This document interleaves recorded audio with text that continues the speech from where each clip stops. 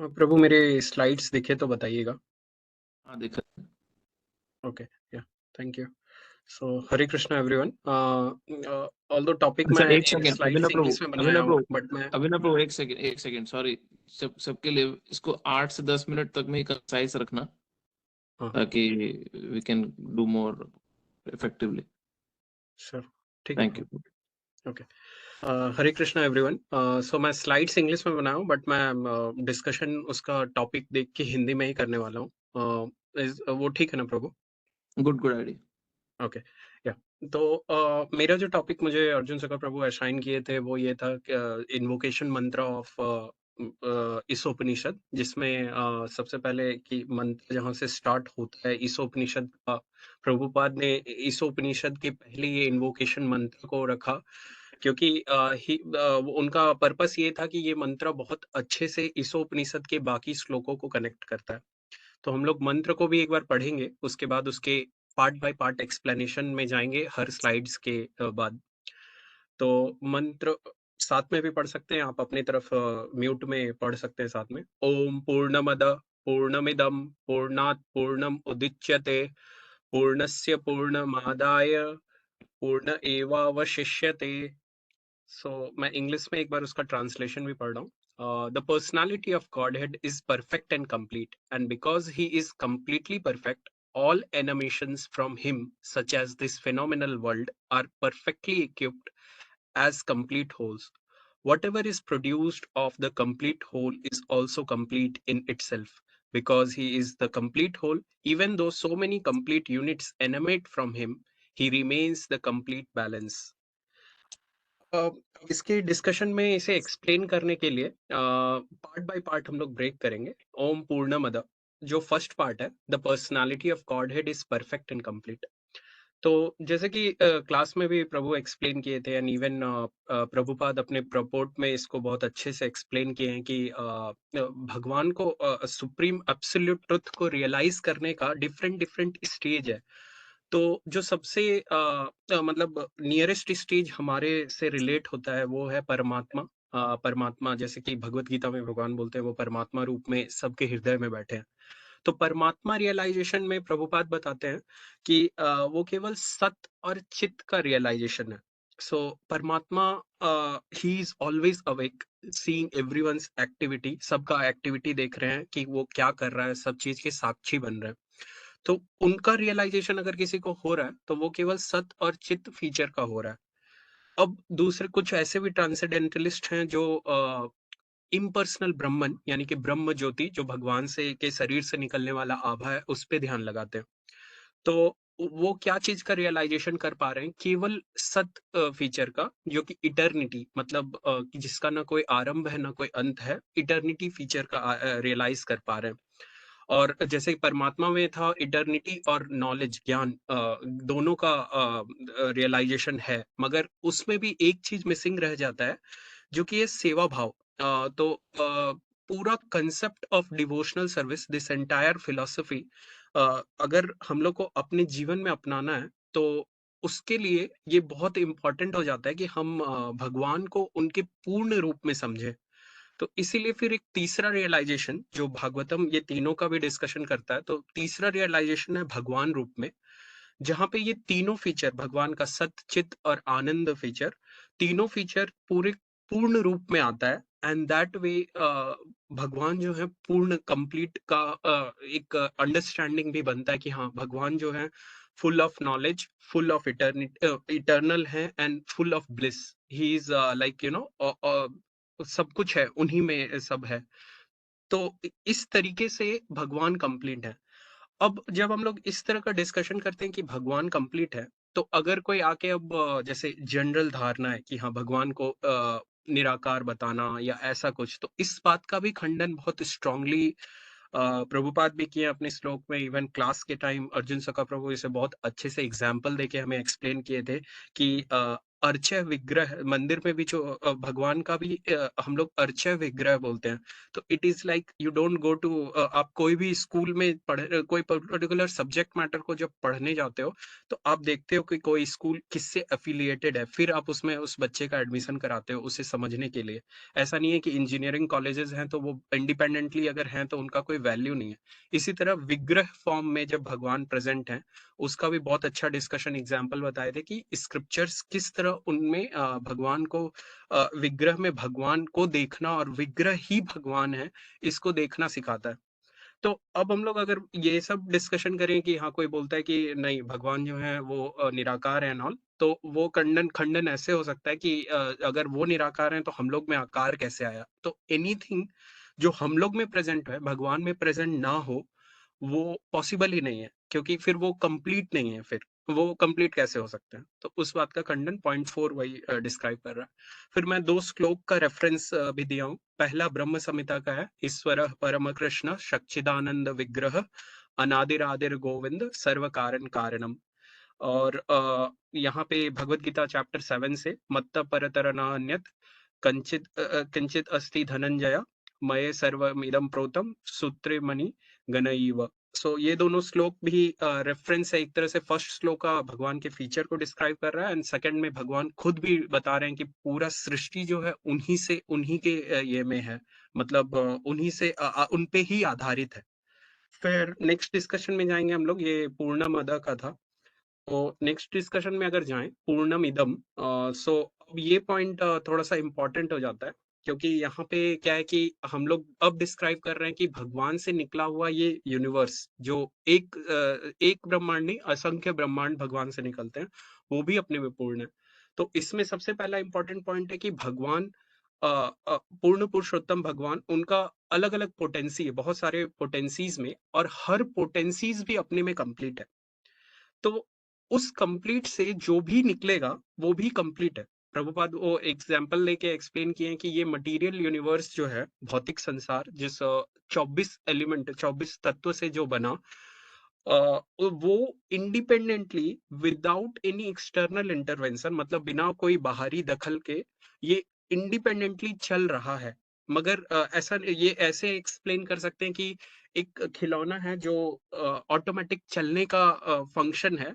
अब हम लोग ये मान लें कि उस खिलौने के पीछे कोई डिजाइनर ही नहीं है, वो ऑटोमेटिक हमेशा चल रहा है, ऐसा नहीं है। एक डिजाइनर है, बट वो उस डिजाइनर को ऑटोमेटिक एक बार डिजाइन किया एंड वो उसके इंटरवेंशन के बिना कंटिन्यूअस चलेगा। सो वैसा ही है यहाँ पे। फिर 24 एलिमेंट्स का डिस्कशन प्रभुपाद किए हैं, तो उसमें से कुछ हैं हमें visual elements, earth water fire air ether.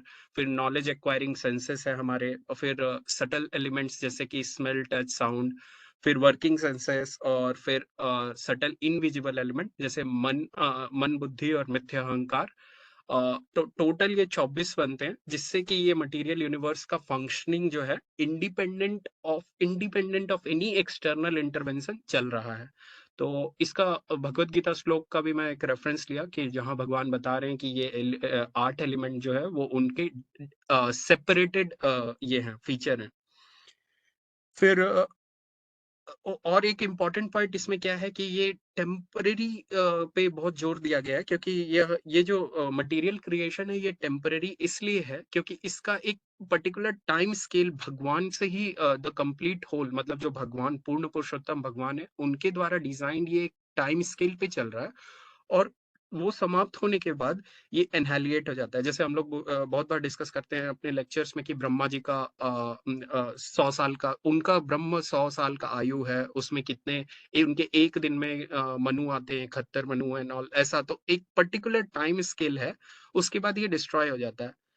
अब इसका पर्पस क्या है डिस्ट्रॉय होने का? क्योंकि ये टाइम स्केल और ये पूरा पैराफेरनेलिया हमें एक पर्पस के लिए भगवान डिजाइन करके दिए हैं।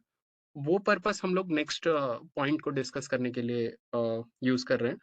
तो नेक्स्ट क्या है, deuce from complete whole is also पूर्ण। सो इवन जैसे कि परा और अपरा दो प्रकृति है, तो जीव जो है वो परा प्रकृति है, वो भी भगवान से ही, भगवान का अंश है, सनातन अंश है। तो क्योंकि वो भगवान से निकला है, उसका क्वालिटी भगवान जैसा ही है। मतलब भगवान जैसा क्वालिटी होने का मतलब उसमें भी सत चित आनंद, spiritually he it is also a spiritual spark. But उसका जो क्वांटिटी है वो भगवान के कंपेयर में बिल्कुल नहीं है। तो हम लोग का भी जो गुण, स्पिरिचुअल गुण है, वो भगवान से ही निकला, सतचित आनंद है। बट हम भगवान नहीं है, क्योंकि हमारा जो क्वांटिटी है वो बहुत ही डिफरेंट है।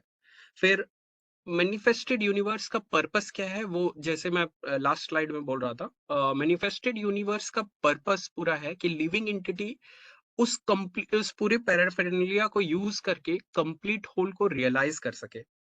अब क्योंकि हम लोग भगवान के ही पार्ट हैं, तो होता क्या है कि हम लोग अभी भी, अब बहुत सारे जैसे डिस्कशन में भी क्वेश्चन आया था कि हम लोग फिर इनकम्प्लीटनेस क्यों एक्सपीरियंस कर रहे हैं, क्योंकि हमें इनकम्प्लीट नॉलेज है कंप्लीट होल का।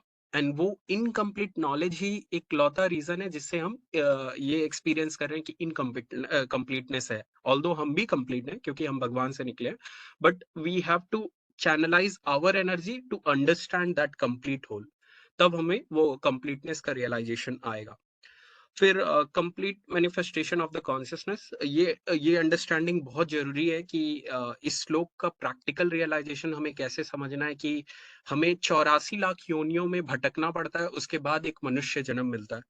तो अगर इस अपॉर्चुनिटी को भी उस कंप्लीट होल के रियलाइजेशन में यूटिलाइज ना किया जाए, तो it is a like a missed bus. Again you have to go around that 84 lakh species, आपको वापस से वो 84 लाख योनियों में भटक के वापस आना पड़ेगा। तो कोई भी अब हमें करना क्या है, कोई भी सेंस एंजॉयमेंट एक्टिविटी अगर हम इंडिपेंडेंट ऑफ कंप्लीट होल, मतलब पूर्ण भगवान से विभिन्न विरक्त होके अगर वो करना चाहें, तो उसमें कुछ भी आ सकता है। जैसे किसी को खाना, प्रसाद और एक नॉर्मल खाना खाना, दोनों का डिफरेंस। तो इस तरह का एक्टिविटी अगर हम लोग भगवान से विभिन्न होके करना चाहें, तो वो हमेशा हमारे लिए इनकम्प्लीटनेस का कारण बनेगा, और फिर हमें वो थ्री फोल्ड मिजरीज उसके लिए झेलना पड़ेगा, क्योंकि वो कर्म बंधन और बहुत सारे रीजंस आ रहे हैं उसके साथ कि हाँ ठीक है, you are not attaching yourself with the complete whole, इस कारण से आपको उसका कर्मा झेलना पड़ रहा है। फिर है कि द हैंड ऑफ द, जैसे एग्जाम्पल लिए थे हम लोग, प्रभुपाद भी दिए एंड क्लास में भी ये डिस्कस हुआ था कि जैसे शरीर का हाथ है, अगर वो हाथ अलग हो जाए शरीर से, तो वो फिर हाथ होते हुए भी हाथ नहीं है, क्योंकि उसमें हाथ का कोई भी क्वालिटी नहीं रह जाएगा। उसके बाद और एक पॉइंट हम लोग डिस्कस किए थे कि भगवान से निकलने वाले जितने भी उनके इनकारनेशन हैं, वो भी कंप्लीट हैं, बट वो केवल एक पर्टिकुलर पर्पस है हर इनकारनेशन का, और उसी पर्पस का क्वालिटीज वो एग्जिबिट करते हैं। गोइंग टू नेक्स्ट पॉइंट, पूर्णस्य पूर्णमादाय पूर्ण एव अवशिष्यते। सो इसमें एक बहुत इंपॉर्टेंट पॉइंट समझने का ये है कि भगवान पे नॉर्मल मुंडेन वर्ल्ड की लॉजिक लागू नहीं होती। जैसे कि प्रभु भी एक्सप्लेन किए क्लास के टाइम कि अगर किसी के पास $2000 है और वो $100 10 लोगों में बांट दे, तो उसके पास केवल $1000 बचेगा हमारे कैलकुलेशंस में। बट ऐसा नहीं होता है भगवान के कंप्लीट होल के टर्म्स में। उनसे निकलने वाला असंख्य ब्रह्मांड, जैसे ब्रह्म में मोहन लीला में भगवान ब्रह्मा जी को बुलाए, ब्रह्मा जी जब उनको प्रे कर रहे थे, तो वो और भी लोग के ब्रह्मा को बुलाए। So he showed that there is not just one universe, there are multiple universe, hundreds and millions billions of universe.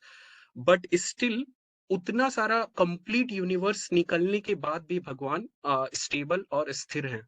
तो ये शो करता है कि लाइक पूरा कॉस्मिक मैनिफेस्टेशन अगर देखें, तो 2/3 आध्यात्मिक संसार और 1/3 भौतिक संसार है जो भगवान से निकला है, फिर परा प्रकृति निकला है। बट फिर भी भगवान जो है पूर्ण है, उनमें एक भी ऐसा कोई कमी या डिसबैलेंस नहीं आता है। So just to summarize, the complete whole is complete and perfect. भगवान पूर्ण पुरुषोत्तम भगवान पूरे परफेक्ट और कंप्लीट हैं। उनसे निकलने वाला हर चीज, ये टेम्पररी मैनिफेस्टेशन और परातत्व दोनों कंप्लीट है अपने में। और हमें ह्यूमन लाइफ इसलिए मिलता है ये कंप्लीट अरेंजमेंट के साथ, ताकि हम उस कंप्लीट को रियलाइज कर सके, और ताकि उस कंप्लीट होल को रियलाइज कर सके। फिर द कंप्लीट होल, जैसे कि भगवान पूर्ण पुरुषोत्तम भगवान से इतने सारे कंप्लीट यूनिट निकलने के बाद भी वो स्टेबल और डिसबैलेंस नहीं होते, वो पूरे स्टेबलाइज रहते हैं। और डिफरेंट डिफरेंट शास्त्र जैसे भगवत गीता, श्रीमद् भागवतम, ईशोपनिषद हमें मां समान ये गाइडेंस दे रही है कि पूर्ण पुरुषोत्तम भगवान जो है वो भगवान कृष्ण है, और जीव को उनसे अपना परस्पर संबंध स्थापित करने का मौका है ये ह्यूमन लाइफ। या Hare Krishna. Thank you Prabhu, it was very well studied, बहुत अच्छे से प्रेजेंट किया आपने, गुड। और सारे टॉपिक्स ऑलमोस्ट कवर्ड ही हैं इसमें। Thank you. दो चीजें जिस जो करेक्ट करनी है मुझे, वो एक है कि ब्रह्मा विमोहन लीला के समय भगवान ने ब्रह्मा जी के सारे जितने भी ब्रह्मांड थे उसमें नहीं बुलाया था, जब ब्रह्मा जी द्वारका में भगवान से मिलने आए थे तब बुलाया था। ओके, और थैंक्स। दूसरा, आपका जो लास्ट स्लाइड है उसमें आपने लिखा हुआ है spiritual world is 2/3 of creation, material world is 1/3। Actually वो एक पाद विभूति और त्रिपाद विभूति, 3/4 और 1/4 है वो कैलकुलेशन। अच्छा, ओके, 3/4 एंड 1/4 है। ओके। करेक्ट, एक पाद विभूति और त्रिपाद विभूति मीन्स पूरी जो भगवान की सृष्टि है उसमें 3 हिस्से जो है वो स्पिरिचुअल वर्ल्ड है, एक हिस्सा मटेरियल वर्ल्ड है। ओके, या 3/4 होगा, fine. But very nicely done. Thanks. किसी का कोई कोई क्वेश्चन है प्रभु से पूछना चाहे तो पूछ सकते हैं, और बट थोड़ी सी लंबी हो गई थी प्रेजेंटेशन, बट कोई कोई क्वेश्चन पूछना चाह सकते तो एक व्यक्ति कोई क्वेश्चन पूछ सकते हैं प्लीज, एक डिवोटी कोई भी। नहीं प्रभु, बस मैं थैंक यू कहना चाहूंगा, इट वाज वेरी नाइस, बहुत अच्छी प्रेजेंटेशन थी। आपने पहली प्रेजेंटेशन में ही अच्छा अच्छा दिखाया, that's good, thank you. Yes, okay, आपने स्टैंडर्ड सेट नेक्स्ट कर दिया प्रभु। है। एक स्टैंडर्ड सेट कर दिया प्रभु ने हाँ हाँ, पीपल के जरूरी नहीं है स्लाइड्स ही दिखानी है, बट वो स्लाइड्स का तरीका भी अच्छा है कि सामने दिख जाता है तो ठीक है। यस यस यस, कनेक्ट कर पाते हैं बहुत। बाकी किसी को प्रेशर लेने की जरूरत नहीं कि हमारे पास स्लाइड नहीं है। हम्म। Okay, second is Ishavasya principle, Kapil प्रभु। हरे कृष्ण प्रभु। So basically we want to hear the principle and its practical application, क्या करना है हमें उसका। Yes, प्रभु। तो ईशावास्यम में प्रभु हमने वैसे मतलब मैंने ऐसे स्लाइड तो नहीं बनाई, बट मैं उस नहीं, जरूरत नहीं, स्लाइड्स की जरूरत नहीं है, वो प्रभु ने दिखाया था, बाकी को किसी को स्लाइड का प्रेशर लेने की जरूरत नहीं है। We want to hear the concept, है आपको समझ आया कि नहीं। ठीक है प्रभु, मैं मतलब वही बता रहा हूँ जो मैंने मतलब लास्ट क्लास में भी पहले सुना था और थोड़े नोट्स बनाए थे। तो उनमें ईशावास्यम में मतलब जो हमने उसको एक तो आप मुझे नहीं सुना रहे, आप पूरे या, ग्रुप को सुना रहे, ठीक है, just letting you know. Okay, yes. आप शुरू करें। हरे कृष्णा। तो इसमें ईशावास्यम में जो स्टार्टिंग में हमने एक डिस्कस किया था और उसमें मैं प्रेजेंट करने की कोशिश कर रहा हूँ कि जितना मेरे को समझ में आया था कि इसमें हमें एक भगवान की पोजीशन के बारे में पता लगा था कि भगवान की क्या पोजीशन है और हमारा क्या रोल है इस सृष्टि में। तो ईशावास्यम से हमें पता लगता है ईश वास आवास्यम, दैट मीन्स कि भगवान ही हर चीज के कंट्रोलर है और हर चीज के ओनर है। अब इस सृष्टि में जो भी चीजें प्रकट हो रही है, आई मीन जो भी चीजें हैं, जैसे हमें जो दिख रही है या नहीं दिख रही है, या कोई मूवेबल है या नॉन मूवेबल है, चाहे वो कोई रिसोर्सेज है, खाना है, पीना है, कोई गोल्ड है, जो भी चीजें, हमारे रिश्तेदार है, हमारे घर वाले, हमारे हस्बैंड वाइफ, बीवी, बच्चे, जो भी है, हर एक चीज भगवान के द्वारा ही कंट्रोल हो रही है और भगवान ही उसके ओनर है। इसकी क्लैरिटी होना बहुत जरूरी है, क्योंकि हमारा इसमें रोल है कि जो भी भगवान ने हमारे लिए इस सृष्टि में जो भी चीजें अवेलेबल है उसमें हमारा एक कोटा सेट किया है, और उस कोटे को ही हमें एक्सेप्ट करना चाहिए और उसमें सेटिस्फाइड रहना चाहिए।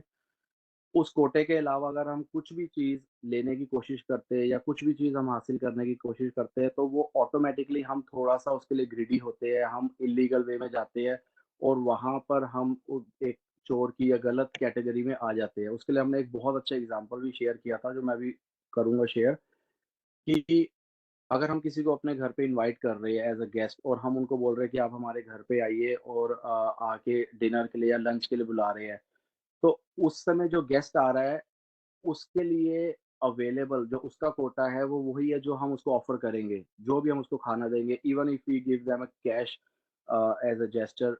बट उसके अलावा वो कुछ भी अगर लेने की कोशिश करते हैं हमारे घर से, क्योंकि हमारे घर में बहुत चीज़ें अवेलेबल है, उसमें हमारे लिए ज्वेलरी भी है, कैश भी है, बहुत कुछ है। तो कुछ भी अगर लेने की कोशिश करते हैं हमारे बि दिए बिना, तो वो स्ट्रेट अवे एक चोर की कैटेगरी में आ गए। हम उनको गलत एक नज़र से देखेंगे और गलत बिहेवियर के रूप में देखेंगे, और सेम अप्लाई होता है हमारे पे भी, जो हम इस सृष्टि में रह रहे हैं, जो सब चीज़ें बिलॉन्ग हो रही है भगवान से, उसमें अगर हम अपने कोटा के अलावा कुछ भी चीज़ पे हम देखते हैं, किसी और का हासिल करने की कोशिश करते हैं, तो हम स्ट्रेट अवे उसी कैटेगरी में आ जाते हैं, जो कि चोर की कैटेगरी है, गलत एक व्यवहार की कैटेगरी है। तो इसमें हमने एक वैदिक नॉलेज के बारे में जो डिस्कशन करी थी, कि जो प्रभुपाद ने भी उसमें मतलब कि काफ़ी फ़ोकस किया था, कि जो गुरु परंपरा से नॉलेज आ रही है, वो बहुत इम्पोर्टेंट है, क्योंकि उसमें किसी भी प्रकार की कोई भी कमी नहीं होती है, उसमें कोई भी गलती नहीं है, क्योंकि उसका जो सोर्स है, वो अपुरुषेय है, व्हिच इज़ नॉट पुरुष। लाइक जैसे हम पुरुष हैं, और हमारे में जैसे हमने डिस्कस भी किया है कि 4 प्रकार की कमियाँ होती है, कि हमारी इंद्रियां कंट्रोल में नहीं है, और हम इल्यूजन में होते हैं, हम मिस्टेक कमिट करते हैं, and we also do cheating. तो जो वैदिक नॉलेज है, उसका सोर्स टोटली अपुरुषेय, वो डायरेक्ट भगवान से आया है। तो जब भगवान पूरी तरह से कंप्लीट है, उनकी नॉलेज कंप्लीट है, तो उनकी जो वैदिक नॉलेज है, उसमें किसी प्रकार की कमी नहीं होती है। तो वो बहुत इंपॉर्टेंट है, और प्रभुपाद ने काफ़ी फोकस किया है उस पे, कि गुरु परंपरा से ये जो नॉलेज आ रही है, उसको ही एक्सेप्ट करना चाहिए। इसके बाद हमने इसमें एक चीज़ बहुत इम्पोर्टेंट है, जैसे भगवान की जो मैंने स्टार्टिंग में बोला था कि पोज़ीशन बताती है, कि हमें इसमें सॉरी कि भगवान पे जो प्रकृति के जो भी नियम है, वो उन पे लागू नहीं होते हैं। क्योंकि भगवान खुद इस सृष्टि के कंट्रोलर है और ओनर है, तो इसका ये मतलब नहीं है कि भगवान उसको मतलब कि फॉलो नहीं कर रहे, या उन्होंने बस रूल्स बना दिए। उसका सबसे मेजर रीज़न ये है, क्योंकि भगवान टोटली स्पिरिचुअल है, चिन्मय सच्चिद आनंद विग्रह। तो उनके ऊपर ये लागू नहीं होते हैं रूल्स, ये प्रकृति के नियम वो हम पे होते हैं। कई बार आर्गुमेंट होते हैं, जिसमें कई लोग बोलते हैं कि उन्होंने ये रूल्स बनाए, तो वो खुद क्यों नहीं फॉलो करते। उसका सबसे बड़ा आंसर यही है कि भगवान जो है वो टोटली स्पिरिचुअल है, कि उन पे ये चीज़ लागू हो ही नहीं सकती है, ये रूल्स है। और इसमें एक चीज़ हमने ये भी डिस्कस करी थी, कि हमें अपनी सृष्टि में, या हमारे अवेलेबल जो भी चीज़ें हैं, जैसे हमने कोटा में बात करी है, उसको हमें इस प्रकार से इस्तेमाल करना चाहिए, ताकि वो हमारे मुक्ति का कारण बने, ना कि हमारे बंधन का कारण बने। चाहे वो, इसमें सिर्फ़ पैसे की बात नहीं हो रही थी, इसमें हमारे चाहे रिश्तेदार हैं, चाहे हमारे घर परिवार के लोग हैं, चाहे हमारे खुद बच्चे हैं, सबको हमें इस तरीके से देखना चाहिए कि ये सब भगवान के ही दिए हुए हैं, they all belongs to God. तो हमें उनका एज़ अ केयर टेकर हमें उनका ध्यान रखना चाहिए। ये माइंडसेट बहुत ज़रूरी है, और जैसे हमने डिस्कस किया था कि इट्स नॉट दैट ईज़ी कि हम 1 या 2 या 3 बारी सुन के अपना माइंडसेट ऐसा कर लेंगे। ये एक बहुत प्रॉपर प्रोसेस है, कि हमें इसमें स्टार्टिंग से ही इसको प्रॉपर फ़ॉलो करना चाहिए, कि ये हमारे लिए क्लियर हो। इसके लिए एक बहुत अच्छा एग्ज़ाम्पल भी शेयर किया था, कि हमें एक ऐसी हैबिट लाइक फॉर प्रैक्टिस हमने करनी चाहिए, कि जो हमारे माइंड के लिए अच्छी है, कि वी शुड ऑफर एवरीथिंग जो भी घर में आता है, कि नॉट जस्ट फूड, कि अगर हम कुछ और भी बाहर से खरीद रहे हैं, कि अगर लेट्स से अगर हम कोई कपड़ा ले रहे हैं या कुछ भी ले रहे हैं, we should always offer to Krishna, कि वो हमारे माइंड के लिए एक अच्छी प्रैक्टिस है, कि हमें पता लगेगा कि it all belongs to Krishna, not to us. तो ये हमने मतलब इसमें मेरा मतलब कि बेसिकली जो मेरे को कॉन्सेप्ट पूरा यही क्लियर हुआ था, कि सब चीज़ें जो भी इधर है, वो सब भगवान ही उसके कंट्रोलर है, और भगवान ही उसके ओनर है। और एंड में एक प्रभुपाद ने जो पैराग्राफ था, वो मेरे को पर्सनली बहुत ही वो था, अच्छा लगा था, तो मेरे को याद है वो। उसमें हमने बोला था कि जो सौम्य है, या फिर जो प्रकृति के इन नियमों का पालन करे, जो हमने डिस्कस किया कि जो हमारे कोटा में है, उसको हम एक्सेप्ट करें, वो भगवत प्राप्ति करेगा, वो भगवान के करीब रहेगा। अगर हम जानबूझ के जानते हुए कोई भी पाप करते हैं, कि जैसे हमें पता है कि बाहर का खाना, या हम कुछ खा रहे हैं जो भगवान को ऑफ़र नहीं कर रहे हैं, हमें जो-जो चीज़ें पता है, जिसकी नॉलेज है, और हम फिर भी वो करते हैं, that's the main root cause of all the paap and all the problems. तो मेरा मतलब thank you Prabhu, it was very nicely done. मेरा एक क्वेश्चन है इसमें आपसे कि हमें ये तो समझ आ गया कि भगवान की पोजीशन क्या है और हमें हमारा कोटा ही स्वीकार करना चाहिए, बट मेरा कोटा क्या है ये कैसे पता चलेगा? यस प्रभु, तो वो आपने बताया नहीं कि मेरा कोटा है क्या। यस प्रभु, सॉरी, वो हमारा, ये बहुत अच्छा आपने क्वेश्चन एक्चुअली पूछ लिया, क्योंकि ये डिस्कशन उसमें टॉपिक में भी हुई थी कि इसमें जैसे हमने डिस्कस किया था कि जो शिला प्रभुपाद के गुरुदेव है, उनके भी जो फादर है भक्ति विनोद ठाकुर, उन्होंने जैसे बड़ा क्लियर ये एक मेंशन किया कि जो हम अपने 7 से 8 घंटे जो हमारे दिन के हम काम पे जाते हैं, हम प्रॉपर मेहनत करके अपना एफर्ट देके हम जो भी उसमें कमाते हैं, उसके बाद हमारा जो भी टाइम बचता है वो हम भगवान को देते हैं, अपने घर परिवार को देते हैं, अपनी बॉडी के लिए देते हैं, जिस चीज के लिए भी देते हैं उसमें हम संतोष रखे, उसमें हम सेटिस्फाइड रहे, वही हमारा कोटा है। उसके अलावा अगर हम ज़्यादा एफर्ट करने की कोशिश करते हैं या इल्लीगल तरीके से हम चाहते हैं कि हम जो उसमें भी हम पैसे बना लें या कुछ चीज़ गलत तरीके से अपनाने की कोशिश करें, वो हमारे कोटे से बाहर है। तो हमारा कोटा बेसिकली वही है, जितना according to our previous karma और जो हम जो डिज़र्व करते हैं उस, और या हमारे स्किल के बेस पे हमें जो भी 7 से 8 घंटे में हम अच्छे से मेहनत करके कमा रहे हैं, दैट्स व्हाट आवर कोटा। वो कोटा डिफरेंट हो सकता है according to someone skill, someone past karma. कई इतने 8-9 घंटे में ही काफ़ी ज़्यादा पैसे कमा सकते हैं और कई वही 8-9 घंटे में काफ़ी मेहनत करके कम कमाते हैं, बट सैटिस्फैक्शन जो उसमें हम रखेंगे, that's our quota. Good, thank you. Thank you. इसमें एक फॉलो अप क्वेश्चन, विनीत पर आपका कोई क्वेश्चन था क्या, कि यही वाला था? नहीं प्रभु, क्वेश्चन नहीं था। तो इसमें क्विकली 2 चीजें मैं ऐड करना चाहता हूँ, बिकॉज ये टॉपिक बहुत इंपॉर्टेंट है। कि बहुत बारी ऐसा होता है कि हम अपने स्किल बेस्ड पे एक सडन कमाई करते हैं। जो 10 घंटे में रिक्शे वाला कमाता है वो आईटी में काम करता है, वो व्यक्ति नहीं कमाता है, वो भी 8-10 घंटे जो भी काम कर रहा है, 8-9 घंटे। सो इसका मतलब ये नहीं है कि हम अपने स्किल को अपग्रेड करने में या अपनी वैल्यू को इंक्रीज करने में मेहनत नहीं करनी चाहिए। यस, पॉइंट इसमें बहुत इंपॉर्टेंट है, जो मेन टेक अवे पॉइंट है इसके अंदर, वो ये है कि हमारे जीवन के, हमारे दिन का सारा समय सिर्फ पैसे के पीछे भागने में व्यर्थ ना हो। बट दैट डजंट मीन कि हम अपना स्किल अपग्रेड ना करें, अपने को प्रोफेशनली और अच्छा ना करें, कॉर्पोरेट लाइफ में और ना बेटर जाएं या और अच्छी पढ़ाई ना करें। That is not the point है।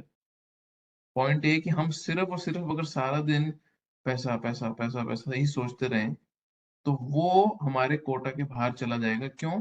क्योंकि मनुष्य जीवन का पर्पस पैसा कमाना नहीं है। पैसा कमाना सिर्फ उसका एक साधन है अपने जीविका चलाने के लिए, घर परिवार चलाने के लिए। ठीक है, थैंक यू कपिल प्रभु, good, it was good, thank you. Okay, Devilal प्रभु जी, लाइट्स कैमरा एक्शन, आ जाओ कैमरा ऑन करके। सॉरी प्रभु जी, मैं अभी आया हुआ हूँ कहाँ पे? सोकर में। विनीत प्रभु तो छुट्टी अच्छा, मार गए, लेकिन मैं, चलो मैं यहीं से करने की कोशिश कर रहा हूँ प्रभु जी। मेरे को जो टॉपिक आप नेक्स्ट वाला नेक्स्ट करना है तो कर लो, तब तक मैं, प्रतिभा माता जी भी हैं। हाँ, वैसे तो मैं कर तब तक सकता हूँ, आप, लेकिन अगर साफ नहीं आ रहा तो फिर मैं बाद वाला कर लूंगा। नहीं आवाज तो क्लियर है, बट आपकी वीडियो चाहिए। वीडियो आ रही है कि नहीं आ रही? नहीं आ रही तो हाँ, ओके, अब आ हाँ, गई। अभी आ गई। हाँ, तो प्रभु का टॉपिक है, भगवान एक व्यक्ति हैं या निराकार ब्रह्म ज्योति हैं, ब्रह्म प्रकाश है, क्या है? हाँ, तो प्रभु जी मेरे जो को नहीं बता रहे, आप सबको बता रहे हो। आप क्लास दे रहे हो, आप टीचर हो, सारे स्टूडेंट्स हैं हम। चलो सही है प्रभु जी।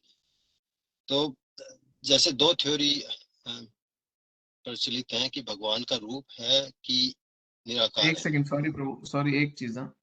सी हाँ, one thing, you all should have एक अच्छी हैबिट कि कुछ भी भगवान के बारे में चर्चा करने से पहले please offer your prayers to Srila Prabhupada. हाँ, आपने देखा होगा हम हर बारी प्रेयर्स ऑफर करते हैं पहले। वो कोई रिचुअल नहीं है, उसके पीछे पर्पस है।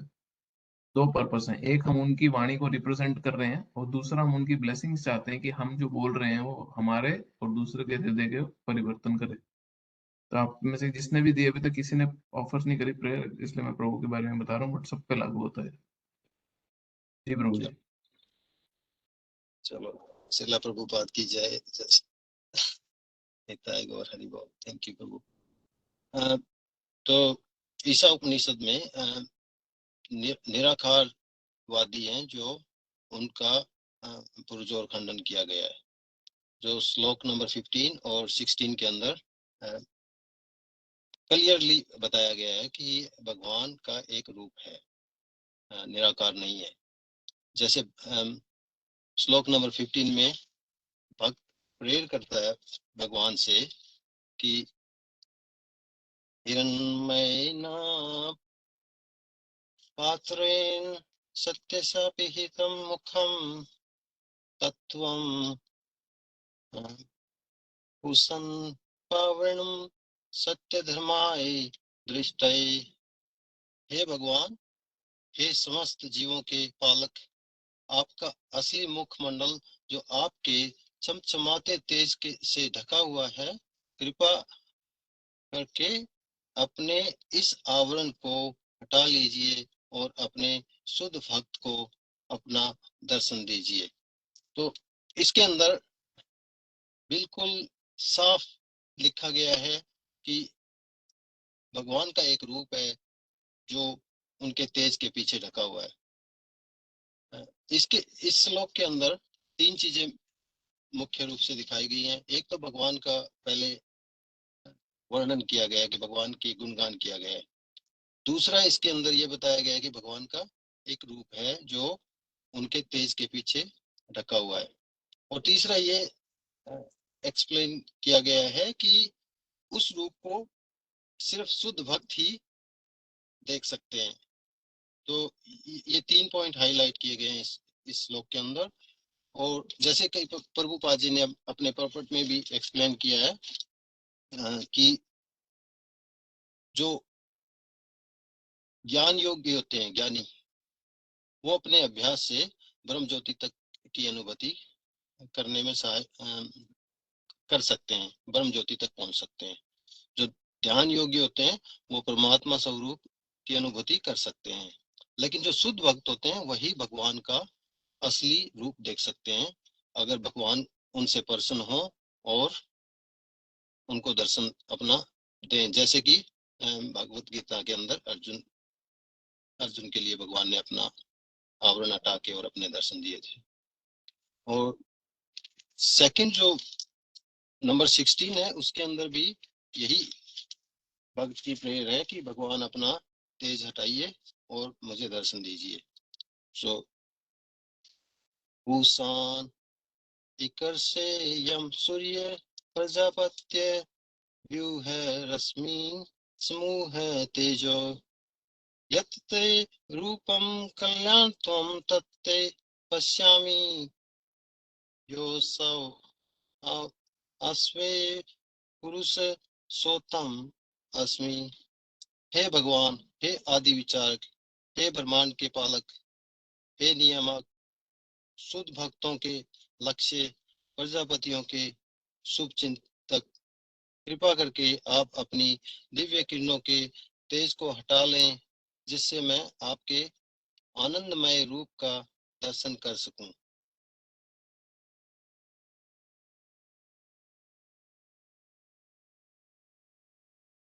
परम पुरुष अभी हम आपके आनंदमय रूप का दर्शन नहीं कर पा रहे, अंधेरा हो गया।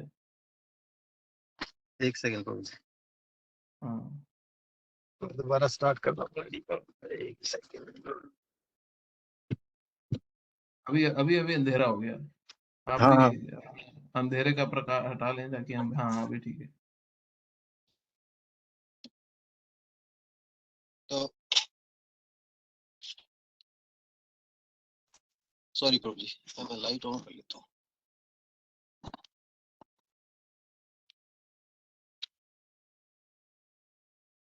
तो इस नंबर 16 में भी बहुत क्लियरली बताया गया है कि भगवान का एक रूप है जो हम जैसा है, परम पुरुष रूप भगवान है और जो हमारी तरह है।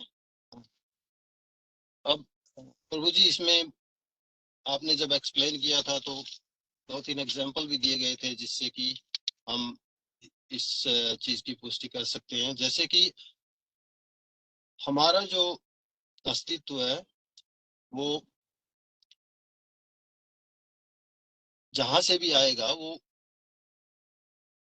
हम जिससे बने हैं वो भी हमारे जैसा ही होगा, ये माना जाता है। जैसे कि गोल्ड माइन से गोल्ड निकलता है, तो जब गोल्ड नहीं है गोल्ड माइन में तो गोल्ड का एग्जाम्पल मिलता है इसमें। और दूसरा जो जैसे मायावादी लोग मानते हैं कि सिर्फ ब्रह्म ज्योति है, बाकी कुछ नहीं है, हम सिर्फ ब्रह्म ज्योति से निकलते हैं और हम भी ब्रह्म हैं और हम पे माया का इफेक्ट आ जाता है, फिर हम माया से इल्यूजन में कुछ देख नहीं पाते। जैसे इल्यूजन इफेक्ट खत्म होता है, माया का इफेक्ट खत्म होता है, फिर हम वापस ब्रह्म ज्योति में चले जाते हैं। तो सिर्फ भगवान एक प्रकाश है। तो इस आर्ग्यूमेंट को लाइक वो एक और इसको इस टाइप से भी प्रूव करने की कोशिश करते हैं कि अगर एक रूप हो गया तो उसमें लिमिटेशंस आ जाती हैं, जैसे एक बाउंड्रीज बन जाती हैं कि रूप आप और भगवान तो एक सर्वव्यापी हर जगह फैले हुए हैं, तो रूप नहीं हो सकता भगवान का। दूसरी बात ये भी कहते हैं कि हम ही ब्रह्म है, लेकिन हम पे माया का इफेक्ट हो जाता है, माया के चक्कर में हम फंस जाते हैं और फिर माया का इफेक्ट जब खत्म होता है तब हमें फिर से पता लगता है कि हम ब्रह्म है, तो फिर हम ब्रह्म ज्योति में चले जाते हैं वापस। और हम ये कहते हैं कि हम जैसे हम दिखते हैं वैसे ही भगवान दिखते होंगे, क्योंकि जो करता है उसका हम कारण है, और तो कर्ता और कारण दोनों में लिंक होता है। फिर आर्गुमेंट आता है कि फिर तो हवा है, तो हवा का तो कोई रूप नहीं है, उसके भी कर्ता भगवान ही है, तो इसका मतलब भगवान निराकार है। तो इन दोनों को कॉन्सेप्ट को क्लियर करने के लिए फिर वो आपने एग्जांपल दिया था, जैसे सूर्य भगवान का एग्जांपल दिया था कि सूर्य आकार हैं और उनकी किरणें निराकार हैं। इसी तरह भगवान भी अपने आकार में रहते हैं, लेकिन उनका जो ऑरा है, जो उनके चारों तरफ जो तेज है वो निराकार है, उसकी कोई लिमिट नहीं है। और भगवान अपना वो लोक धाम में वहीं से सब कुछ चलाते हैं, और जो निराकार और जो उनकी जो ऑरा है उससे ये सृष्टि चलती है। तो बाकी बहुत सारे प्रभुपाद जी ने एग्जाम्पल भी दिए रखे हैं इसके अंदर, जैसे ब्रह्म संहिता का भी एग्जाम्पल दिया गया था, और भगवत गीता का भी एग्जाम्पल है जहाँ पे भगवान बोलते हैं कि ये जो परम ज्योति है ये मेरा ही स्वरूप है, बाहरी आवरण है। और इसी तरह से प्रभु जी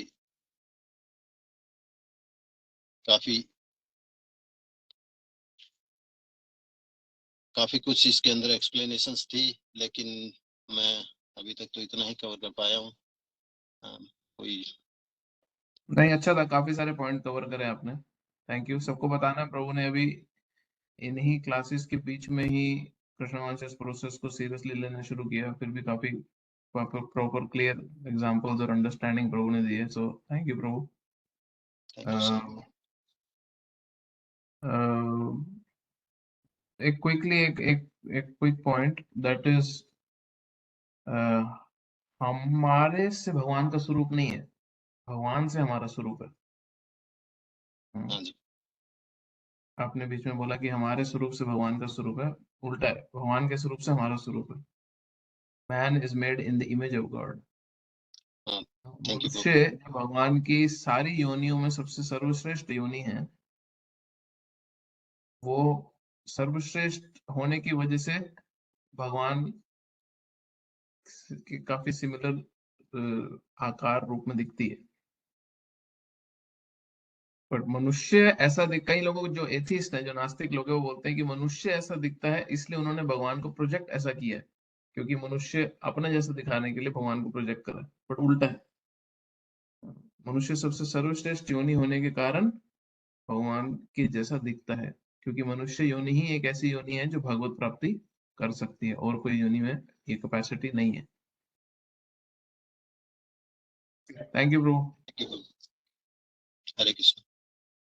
हरे कृष्णा। प्रतिभा माता जी, होगी आपकी प्रिपरेशन जब हम अभी, या अभी आप सुन रहे थे सबका? प्रभु थोड़ा बहुत किया है जितना समझ में आया। हाँ ना, that's good. Hare Krishna camera everyone. On कर लो पहले। कैमरा कैमरा जी क्या है प्रभु? नहीं, हमें नहीं दिख रहा। हरे प्रभु। हाँ, अभी दिख रहा है। जी हरे कृष्णा मैंने एवरीवन। इसलिए 2-3 मिनट जी 2-3 मिनट के लिए शायद बीच में कैमरा बंद करूं, बट मैं ठीक है, सुन रहा हूँ जस्ट मेरे को, क्योंकि ठीक है लैपटॉप ना प्रभु लेके जी, शिफ्ट करना है अपना। बट अभी प्लीज ठीक है स्टार्ट। प्रभु थैंक जी, यू। ठीक है प्रभु जी। Hare Krishna everyone. All glories to Srila Prabhupada. By the blessings, what I have learned, I'm trying to express my knowledge. And if where I'm wrong, Prabhuji, please correct me. So, मेरा topic था कि कर्मा के ऊपर what is the law of Karma. Karma means action. हम कोई भी चीज करते हैं, चाहे हम सो रहे हैं, जाग रहे हैं, उठ रहे हैं, बैठ रहे हैं, कोई काम कर रहे हैं, वो सब हमारे एक्शंस काउंट होते हैं और वो एक्शंस ही हमारे कर्मा कहलाते हैं। कर्मा हमारे अच्छे कर्मा भी हो सकते हैं, बुरे कर्मा भी हो सकते हैं। So karma defines into like two things, two types, bad karmas and good karmas. जब हम कुछ अच्छा काम कर रहे हैं, किसी के लिए अच्छा कर रहे हैं, पॉजिटिव वे में कर रहे हैं, तो वो हमारे पुण्य कहलाते हैं, गुड कर्मास में आता है। और जो कर्मा से किसी को तकलीफ हो रही है, किसी को हम मार रहे हैं या किसी को भी हर्ट कर रहे हैं, वो हमारे बैड कर्मास कहलाते हैं। तो Karma, law of Karma means कि हम कुछ भी कर्मा करें तो हमें उसका रिजल्ट फेस करना है। अच्छे कर्मा का हमको बेनिफिट अच्छा मिलेगा और बुरे कर्मों की हमको बुरी ही सजा मिलेगी। जो हम कर रहे हैं वही चीज यूनिवर्स से हमको वापस आनी है। एंड आगे इसको अगर हम समझें कि अब बिना कर्मा किए तो हम रह नहीं सकते।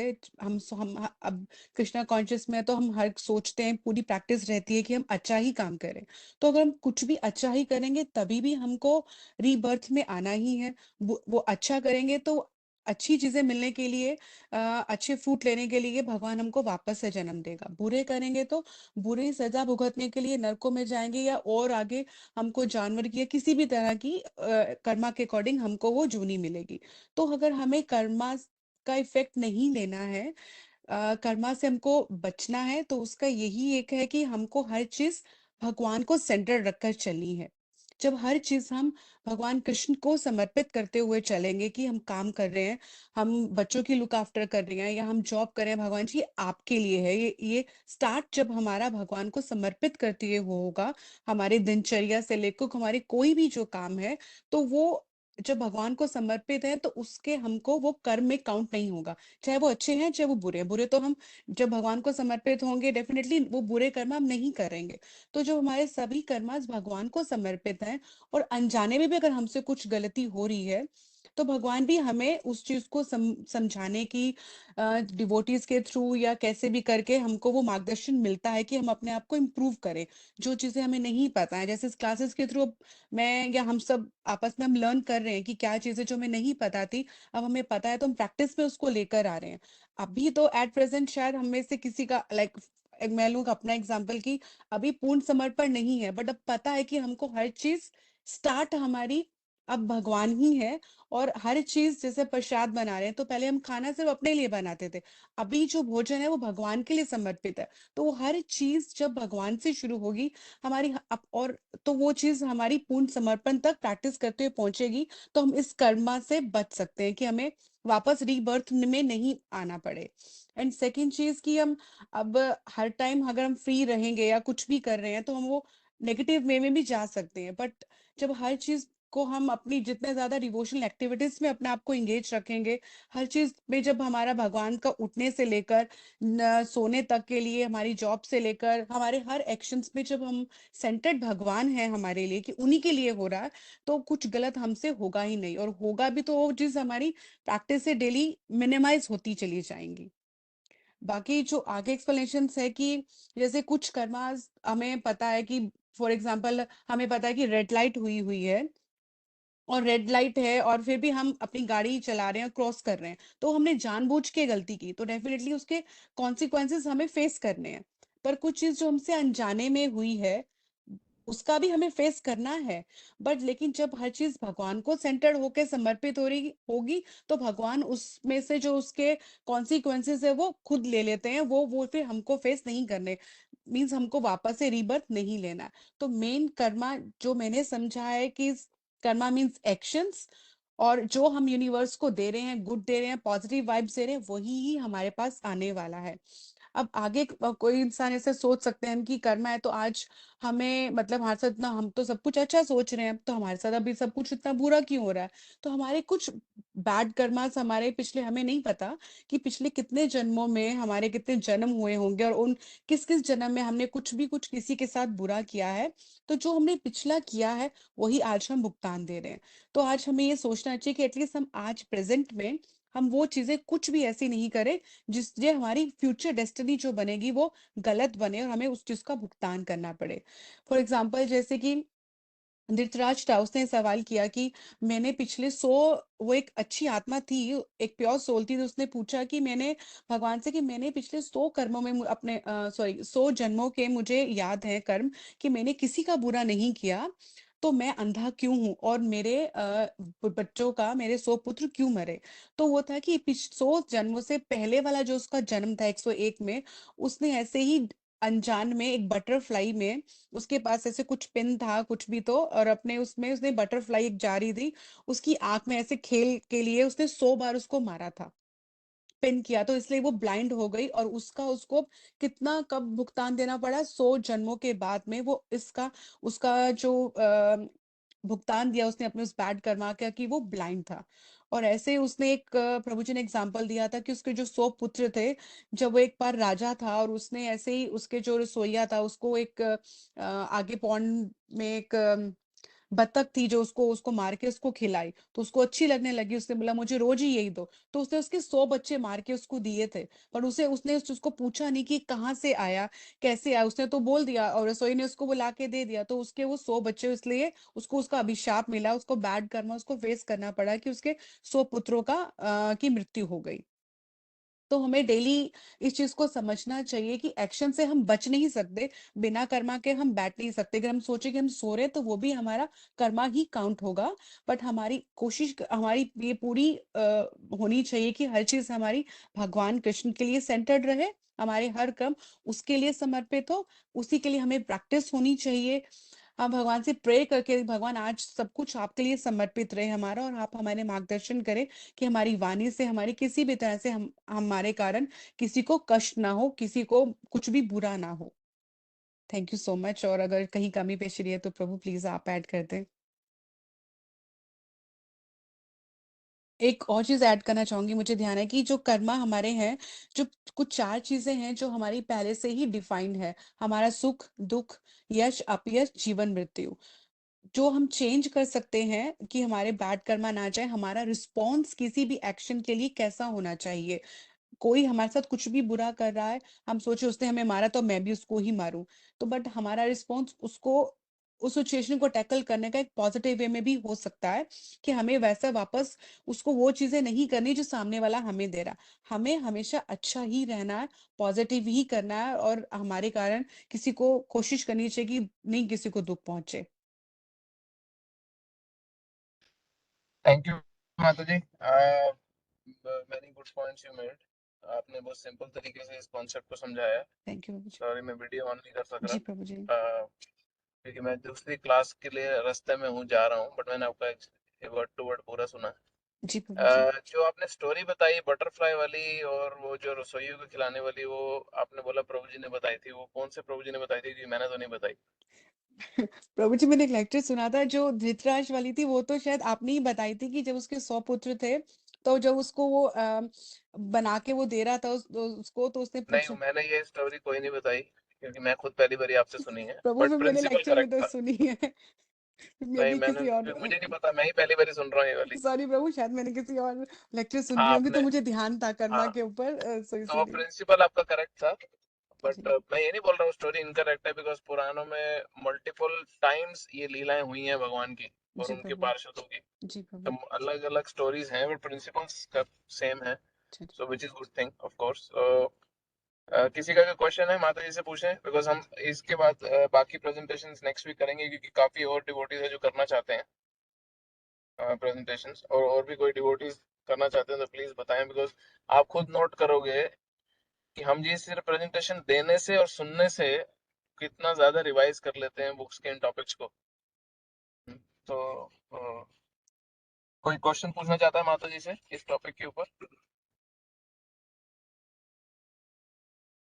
मेरा एक क्वेश्चन है माता जी क्विकली आपसे। जी प्रभु। आपने बोला कि हमें दूसरों के लिए कुछ करना नहीं, बुरा नहीं करना चाहिए क्योंकि हमारे पे ही आता है वो। तो अगर जी आपके ऊपर कोई अत्याचार कर रहा है तो आप जी दूसरे को बुरा करना पड़ेगा ना आपको, तो उस केस में क्या करोगे? प्रभु, अगर कोई हमारे साथ अत्याचार कर रहा है तो लेकिन अब वो डिपेंड कि वो किस तरह से है, सिचुएशन कैसी है और किस तरह, मान लो कोई थप्पड़ ही मारा है तो मैं वापस थप्पड़ ना मारते उससे बातचीत करके भी उसने मुझे क्यों थप्पड़ मारा, तो उस चीज को भी मैं सॉल्व करने की कोशिश कर सकती हूँ कि क्यों चीजें हुई, या सामने वाला क्या सोच रहा है, या उसको मैं इग्नोर कर सकती हूँ। थर्ड चीज है कि जब चीजें एक्सेस में हो रही हैं और वो आपकी भक्ति को इफेक्ट करें, तब आपको भी वो एक एक्शन थोड़ा स्ट्रिक्टली लेना पड़ेगा, depend on the situation. Okay, आपका बड़ा डिप्लोमेटिक आंसर था, बट कर सकते हैं सर। मैं फिलोसॉफिकली पूछ रहा था आपसे, मतलब मैं प्रभु आप बताएं कि कैसे मैं मतलब उसको एक्सप्लेन नहीं कर पाई। क्वेश्चन आपसे पूछा, आप टीचर हो आज हमारे।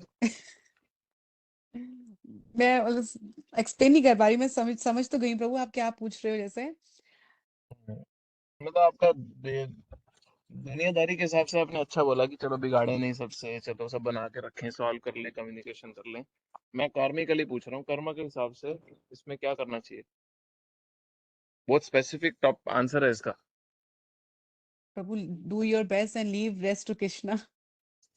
अगर हमने ही उसका बदला ले लिया तो फिर भगवान कौन लेगा? भगवान तो ये कहेगा कि तुमने ही उसको थप्पड़ के बदले थप्पड़ मार दिया, तो फिर अब मेरा क्या काम है? तो अगर तो देखो ये अंडरस्टैंडिंग है तो बहुत अच्छा है कि हमारे में इतनी टॉलरेंस की क्षमता है कि हम इस तरह जिए। बट अदरवाइज कर्म के पॉइंट ऑफ व्यू से अगर आपके ऊपर कोई अत्याचार कर रहा है तो इट्स योर ड्यूटी कि आप सेल्फ डिफेंस में अपनी प्रोटेक्शन करें, ये आपकी जिम्मेदारी है। जी क्यों? क्योंकि ये जो शरीर आपको भगवान ने दिया है, ये आपके ऊपर उभरा दिया हुआ शरीर है भगवान पर्पस के लिए, और इस पर्पस को अचीव करना इस शरीर के माध्यम से आपकी ड्यूटी है। और उस इस व्हीकल को अगर कोई डैमेज कर रहा है शारीरिक और मानसिक दोनों लेवल पे, तो उसके प्रोटेक्शन आपको करना जरूरी है। ठीक है, जी प्रभु, थैंक यू सो तो मच प्रभु जी। इसीलिए स्टेट लॉ भी बोलता है कि सेल्फ डिफेंस में आप अगर किसी को अपने आप को बचाने के लिए मार भी देते हो जी तो भी कोई रिएक्शन नहीं है, जी बट सब मारने की सलाह दे रहे। बट द पॉइंट इज आपकी पर्सनल रक्षा आपकी ड्यूटी है। जी, थैंक यू सो मच ठीक है, प्रभु जी। जी जी समझी मैं प्रभु थैंक जी। यू। थैंक यू प्रभु थैंक जी। यू, आप चारों ने बहुत अच्छा प्रेजेंटेशन दिया। मैं अब दूसरी क्लास शुरू करने जा रहा हूँ अपनी। ठीक है प्रभु जी, मैं हरे एक्चुअली कृष्णा। एक दूसरी जगह पे लोकेशन पे हूँ जाना मंदिर से अभी क्लास के लिए। तो thank you everyone. Thank you प्रभु हरे जी। कृष्णा। हरे कृष्णा। हरे कृष्णा अंतर्राष्ट्रीय शिव जय भारत की जय, अनंत कोटि वैष्णव वृंद की जय, कोटिश की जय हो। नेक्स्ट टाइम जिनका टॉपिक्स हैं please prepare and come and will. Sure प्रभु, हरे कृष्ण। हरे कृष्ण। तो विनीत प्रभु ने जी, प्रीतम प्रभु और के डिवोटीज के मैसेज आए हैं, उनके टॉपिक्स भी मैंने देने हैं अभी। और किसी को अगर ऐड करना हो अपने आप को तो प्लीज बताएं। हरे कृष्णा। Hare Hare Krishna, thank you. हरे कृष्णा।